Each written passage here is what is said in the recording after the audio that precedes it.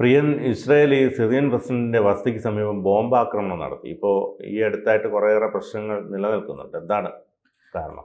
പൊതുവെ സിറിയയും ഇസ്രായേലും തമ്മിൽ ഒരു ശാന്തമായിട്ടുള്ള അവസ്ഥയിൽ പോവുകയായിരുന്നു. പ്രത്യേകിച്ച് പ്രശ്നങ്ങളൊന്നുമില്ല. സിറിയയിലെ ആഭ്യന്തര യുദ്ധം ഏതാണ്ട് പര്യവസാനത്തിലേക്ക് വന്നുകൊണ്ടിരിക്കുകയായിരുന്നു. സമാധാനം ഉടനെ ഉണ്ടാകും.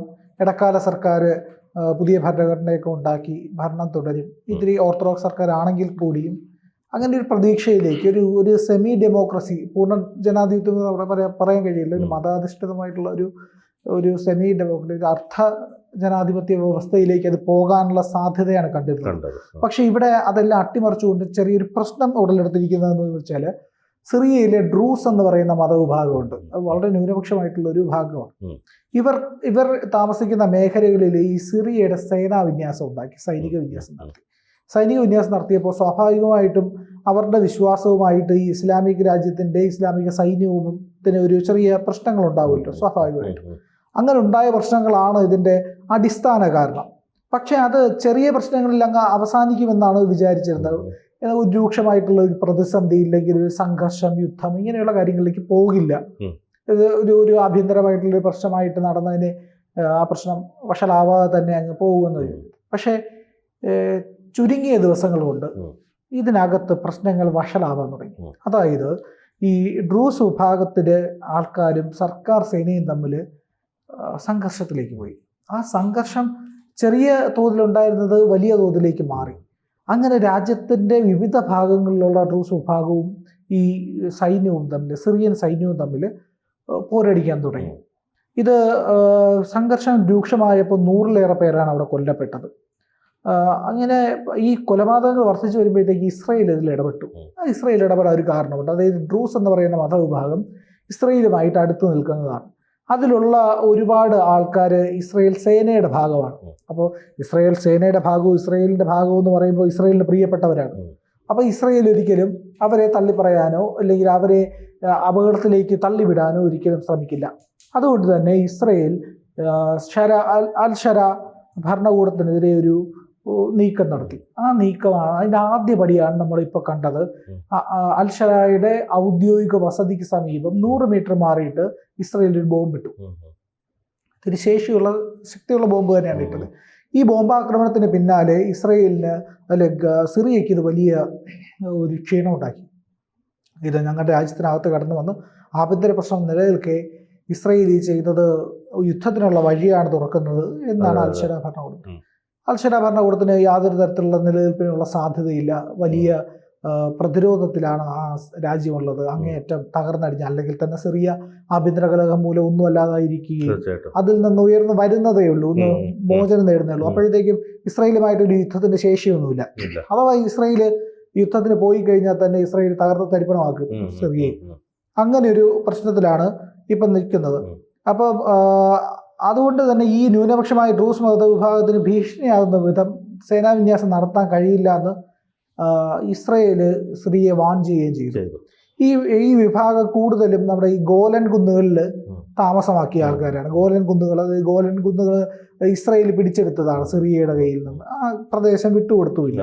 ആ കുന്നുകൾ അവിടെ ഡ്രൂസ് വിഭാഗക്കാർ നിറയെ ഉണ്ട് എന്നുള്ളത് കൊണ്ടും ഗോലൻ കുന്നുകൾ താമസിക്കുന്ന അവർക്കിടയിലേക്ക് ഇത്തരം കാര്യങ്ങൾ, സൈനിക നടപടികളൊന്നും പറ്റില്ല എന്നും അവർക്ക് സഹായം എത്തിക്കുകയും ചെയ്തിട്ടുണ്ട്. അതേസമയം ഗാസയിലേക്ക് കപ്പലുമായിട്ട് വന്ന ഒരു സഹായമായിട്ട് വന്ന ഒരു കപ്പലിനെ മാൾട്ടയ്ക്ക് സമീപം ആക്രമിച്ച് തീ പിടിച്ചു. അതിൽ ഡ്രോൺ ആക്രമണം നടത്തിയത് മിക്കവാറും ഇസ്രായേലായിരിക്കും അതിൻ്റെ പിന്നിലുണ്ടാവുക. സ്വാഭാവികമായിട്ടും ഈ ഗാസയിലേക്ക് എത്തുന്ന സഹായം എന്ന് പറയുന്നതിനകത്ത് മിക്കവാറും ആയുധങ്ങളായിരിക്കും. പലപ്പോഴും അതാണ് സംഭവിക്കുന്നത്. ഇസ്രായേൽ അത് കണക്ക് കൂട്ടി തന്നെ ഈ ഭക്ഷണ സാധനങ്ങൾ എന്ന് പറഞ്ഞ് വരുന്നതിലേക്ക് ചെറിയ ഫയറിങ്ങോ ഇല്ലെങ്കിൽ ചെറിയ റോക്കറ്റോ എങ്ങാനും ആക്രമിക്കും. നമുക്ക് വലിയ സ്ഫോടനം ഉണ്ടാകും. അതിന് കാരണം മിക്കവാറും അതിനകത്തുള്ള വെടിമരുന്നും വെടിക്കോപ്പുകളും ആയുധങ്ങളും മിസൈലും ബോംബും ഒക്കെ ആയിരിക്കും കാരണം. എന്നിട്ട് ഇസ്രായേൽ പ്രൂവ് ചെയ്യും, കണ്ടില്ലേ ഇത്ര വലിയ ഒരു കപ്പലിനകത്ത് നിറയെ ഇതായിരുന്നു, ഈ ബോട്ടിനകത്ത് ഇതായിരുന്നു, ഞങ്ങളിതാ ചെറിയൊരു ആക്രമണം നടത്തിയപ്പോൾ അത് വലിയ രീതിയിൽ സ്ഫോടനം ഉണ്ടായി, ഇതിന് കാരണം ഇതാണെന്ന് പറയും.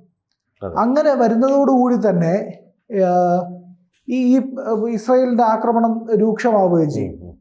അപ്പോൾ ഇസ്രായേലിന് അത് സഹിക്കാൻ കഴിയില്ല, കാരണം ഇവരുടെ നേരെ അടിക്കാനാണ് ഇത് കൊണ്ടുവരുന്നത്. ഇപ്പോൾ ഇസ്രയേൽ നിലവിൽ ഗാസയിലുണ്ടായിരിക്കുന്ന വെടിനിർത്തൽ, അതിനെ തുടർന്നുണ്ടാകുന്ന നിരന്തരമായിട്ടുള്ള പ്രശ്നങ്ങളെല്ലാം ഉണ്ട്. ഇസ്രയേൽ വെടിനിർത്തൽ ലംഘിച്ചുകൊണ്ട് വീണ്ടും ആക്രമിക്കുകയാണ്. ഇപ്പോൾ സിറിയയിലും പ്രശ്നം തുടങ്ങിയിട്ടുണ്ട്.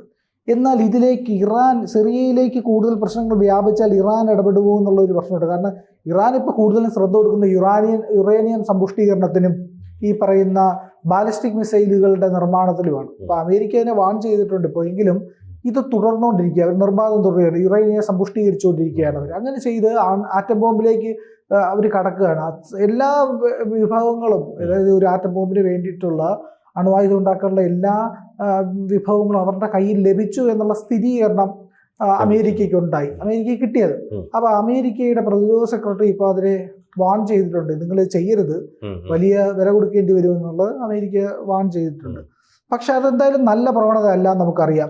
കാരണം ആ മേഖലയിലെ ഒരു അസന്തുലിതാവസ്ഥ നിലനിൽക്കുന്നതുകൊണ്ട് തന്നെ ഇറാൻ ഒരു ആണവ ശക്തിയായി കഴിഞ്ഞാൽ അത് ഇസ്രായേലിന് നേരെ പ്രയോഗിക്കാൻ ഇറാൻ മടിക്കില്ല. കാരണം ഇറാൻ ഇപ്പം നമുക്ക് പാകിസ്ഥാനെയോ പോലെ കാണും പോലെ ഇറാനെ കാണാൻ പറ്റില്ല. ഇറാന് തത്തുല്യമായിട്ടുള്ള ഒരു രാജ്യം എന്ന് പറഞ്ഞു കഴിഞ്ഞാൽ ഉത്തര കൊറിയ. രണ്ടും ഭ്രാന്തൻ രാഷ്ട്രങ്ങളാണ്. ഈ ക്രിമിരാഷ്ട്രമായ പാകിസ്ഥാനെ പോലെയല്ല ഈ ഇറാനും ഉത്തര കൊറിയയും എന്ന് പറഞ്ഞാൽ ഭ്രാന്തൻ രാഷ്ട്രങ്ങളാണ്. അവരെന്തും ചെയ്തിളയും. അപ്പോൾ അത് വലിയ അപകടകരമായതുകൊണ്ട് തന്നെ ആ മേഖലയിൽ പ്രശ്നങ്ങൾ രൂക്ഷമാകാൻ സാധ്യതയുണ്ട്. ഇപ്പോൾ ഇസ്രയേൽ സിറിയയ്ക്ക് നേരെ നടത്താൻ പോകുന്ന ആക്രമണം എനിക്ക് ഉറപ്പാണത്. ഒരാഴ്ചയും കൂടെ മുന്നോട്ട് പോകുമ്പോഴത്തേക്ക് ഇസ്രയേൽ അൽഷരായുടെ ഭരണകൂടത്തെ മിക്കവാറും ഇസ്രയേൽ തന്നെ അട്ടിമറിക്കും. അവിടെ വലിയ ആക്രമണം ഉണ്ടാകും. ഈ ഗാസയിൽ എന്താണോ ചെയ്തുകൊണ്ടിരിക്കുന്നത് അതേ പരിപാടി തന്നെ സിറിയയിലും ഇസ്രയേൽ തുടരാനുള്ള സാധ്യതയുണ്ട്. ഗോലൻ കുന്നുകൾ പിടിച്ചെടുത്ത് കുറച്ചുകൂടെ മേഖലയിലേക്ക് കടന്നു കയറാനും ഇസ്രായേൽ സേന ശ്രമിക്കാനുണ്ട്. അങ്ങനെ വരികയാണെങ്കിൽ ഇത് വലിയ പ്രശ്നങ്ങൾക്ക് കാരണമാകും. ഇതിലേക്ക് സിറിയ അല്ലെങ്കിൽ ഇറാൻ ഇടപെട്ട് കഴിഞ്ഞാൽ ഒരു നേർക്കുനേരെയുള്ള യുദ്ധത്തിലേക്ക് ഇസ്രായേലും ഇറാനും പോകാനുള്ള സാധ്യതയുണ്ട്. അങ്ങനെ വന്നാൽ ഇപ്പോൾ പശ്ചിമേഷ്യ നേരിടുന്ന ഏറ്റവും വലിയ പ്രതിസന്ധിയെ അതിരൂക്ഷമാക്കും എന്നുള്ളതാണ്. അതേസമയം തന്നെ ഹൂത്തികളും ഈ പറയുന്ന അമേരിക്കയും തമ്മിലുള്ള സംഘർഷവും രൂക്ഷമാവുന്നുണ്ട്. അമേരിക്കയുടെ ഡ്രോണുകൾ പലതും ഇവർ വെടിവെച്ചിരുന്നുണ്ട്. പക്ഷെ ഈ മേഖലയിൽ ഉണ്ടാകുന്ന പ്രശ്നങ്ങൾക്ക് ഈ ഹൂത്തികൾക്ക് പമ്പ് ചെയ്യുന്നത് മൊത്തം ഈ പറയുന്ന ഇറാന്റെയൊക്കെ ഫണ്ടിങ് ആണ്. അതാണ് ഈ പറയുന്ന സൗദിക്ക് നേരെ, അത് ഷിയ സുന്നി ഫൈറ്റിന്റെ ഭാഗമായിട്ടാണ് ഈ ഇത് വരുന്നത്. അപ്പോൾ സ്വാഭാവികമായിട്ടും ഈ സിറിയയിൽ ഈ ഇസ്രായേൽ ഉണ്ടാകുന്ന പ്രശ്നവും ഇറാൻ ഉണ്ടാക്കുന്ന പ്രശ്നവും കൂടെ ആകുമ്പോൾ ഇതൊരു ട്രയാങ്കിൾ വാർ, അങ്ങനെ ഒരു ഇഷ്യൂയിലേക്ക് പോകാനും പരസ്പരം പോരടിക്കാനുള്ള സാധ്യത. പക്ഷെ ഫുൾ ഫ്ലഡ്ജ് വാറിലേക്ക് പോകാനുള്ള സാധ്യത കുറവാണ്. കാരണം ഇറാന് മോശമല്ലാത്ത ഒരു സൈനിക ശക്തിയാണ്. അങ്ങനെ വന്നു കഴിഞ്ഞാൽ അത് ഗുരുതര പ്രശ്നങ്ങൾ മേഖലയിൽ ഉണ്ടാക്കും എന്നുള്ളതിനാൽ ഇതൊരു പ്രശ്നമായിട്ട് ഈ പറഞ്ഞ സംഘർഷം അതുപോലെ നിലനിൽക്കും. പക്ഷേ സിറിയയെ ഇസ്രായേൽ അടിക്കുമെന്നുള്ളത് ഏതാണ്ട് ഉറപ്പായിരിക്കുന്നു.